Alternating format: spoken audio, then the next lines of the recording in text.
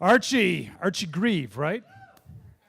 Archie and I have the luxury of being on the same poker league together, and that will start next Thursday. So I'm going to learn a lot about Archie tonight. I'm going to be looking for tells, man. I'm going to find out how your poker game is. Anyway, I said Archie. Probably didn't go by Archie. Arch, 220, 221, whatever it takes. Maybe a few people get that reference. Anyway, this July, Arch and his wife, Amanda, celebrated their first year anniversary of living in the Walnut Hills neighborhood by traveling to one of our sister cities, Sarajevo in Bosnia and Herzegovina, along with the Dayton Sister Cities Committee. And I think that's really interesting. This wasn't their first anniversary. This was what they did for their first anniversary of living in Walnut Hills. What do you think they did for their anniversary? Well, maybe he'll tell us a little bit about that. But anyway, Arch studied international and comparative politics at Wright State University. As treasurer of the Dayton Sister Cities Committee, he wants to share a bit about the Dayton delegation's trip, how he fell in love with the country, and how you can get involved in strengthening our city's relationship with Sarajevo. Arch Grieve.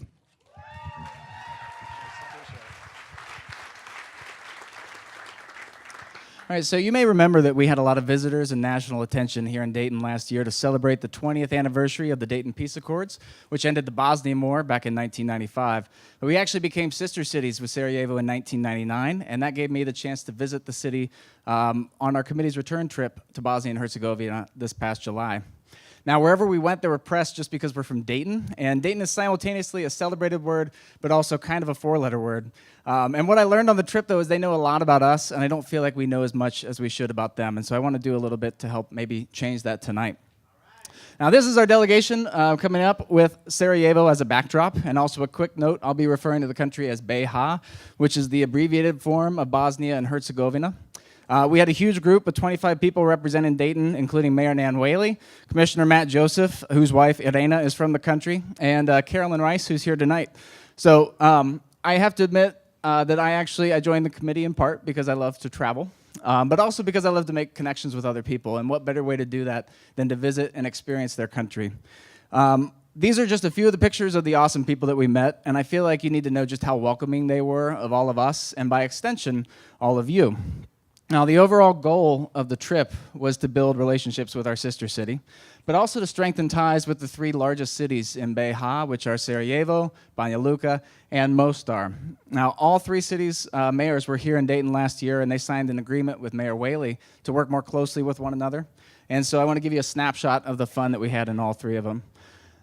It was pretty telling when the first question that we were asked by the city staffer in Sarajevo who picked us up from the airport was whether or not we were vegetarians. And you could tell by the way she asked that her life would just become incredibly more difficult if the answer was yes. And that's because this is typically what we were fed, and all of it was amazing, but lots and lots of meat. And I think Anne's face coming up here kind of nicely summarizes how surprised all of us were by the amount of meat you could get for such a small amount of money. That probably cost $4, and it was all amazing, though, and I could do an entire PK just on Bosnian food, but I will save that one for another day. Being with the delegation, though, presents some awesome opportunities, and one was when a group that was here in Dayton last year filming a documentary called Looking for Dayton invited us up to a barbecue.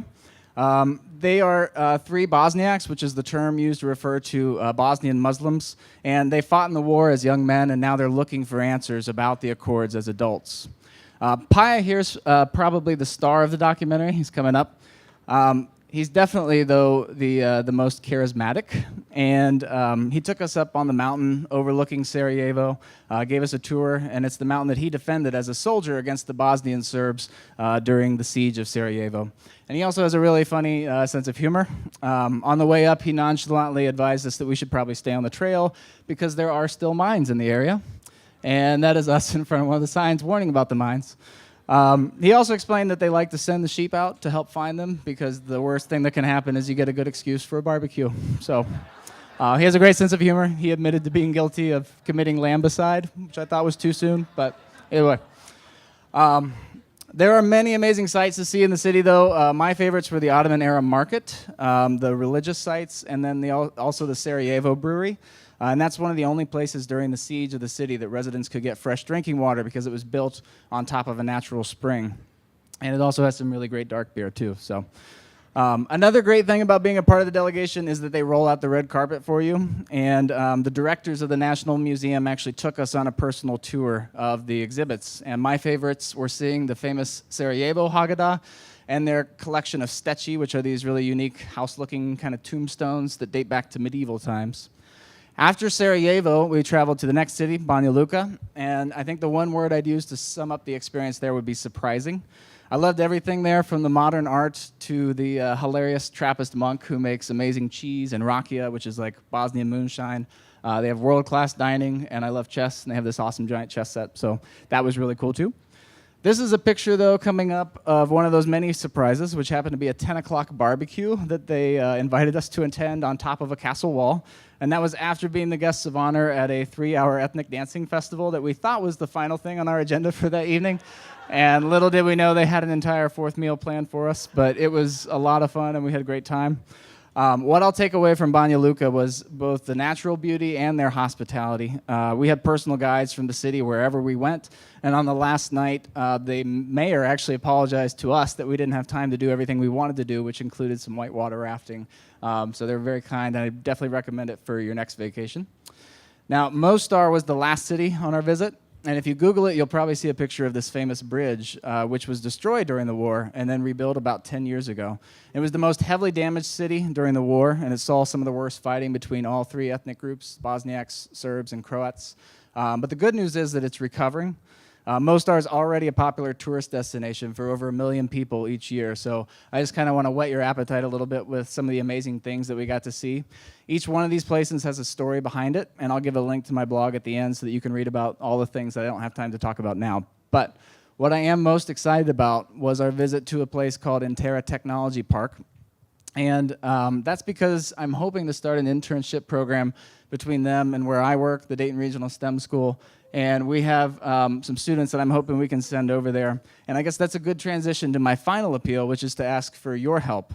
Obviously, this was a fun trip. Who was on the trip? I know there's some people in here. So it was an amazing time, and the people who went on it all came back with some projects that we're working on, and we need your help to make those projects a reality. And I don't have time to explain all of them, obviously, but I'd love to talk to you afterwards.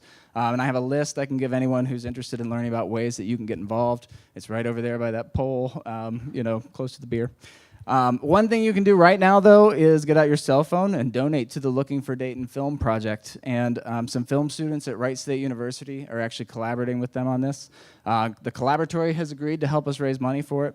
Warped Wing right now is looking for a way to do a brewmaster exchange with some Sarajevo breweries, and Bell of Dayton is maybe making their own Bosnian moonshine. So now's the time to figure out how to get involved and help strengthen our relationship with one of our awesome sister cities. Thank you.